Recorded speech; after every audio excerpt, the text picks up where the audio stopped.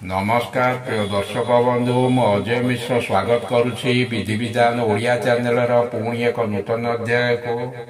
दर्शक बंधु आमे मंदिर अथवा घरे निजर मनस्कामना पूर्ण हेबापई दीप प्रज्वलन करिथाउ। एई दीपरे आमे सोरिष तेल, पुलांग तेल, राशि, जड़ा अथवा घी व्यवहार करिथाउ।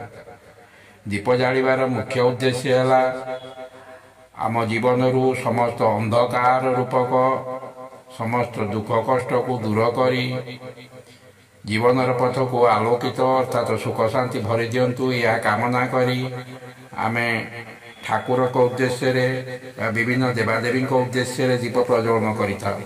ए दीप प्रज्वलन समय आमे मंत्र उच्चारण करी दीप प्रज्वलन कले अति शीघ्र आमर मनस्कामना पूर्ण हो जाए। दीप प्रज्वलन समय अनेक मंत्र उच्चारण करा जाए। ता मध्यरु मु आज 3टी मंत्र को उच्चारण करी सुनाउछि।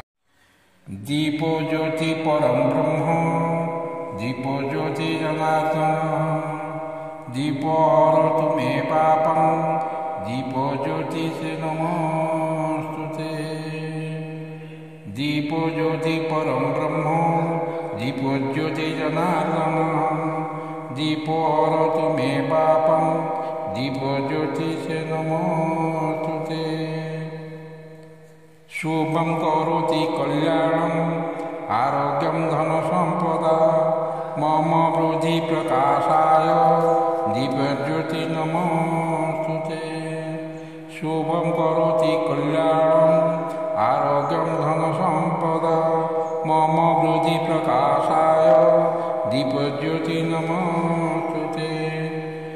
भोदीपदेवरूपस्थं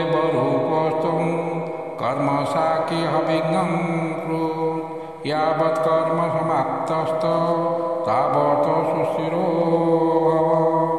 भोदीपदेवरूपस्थं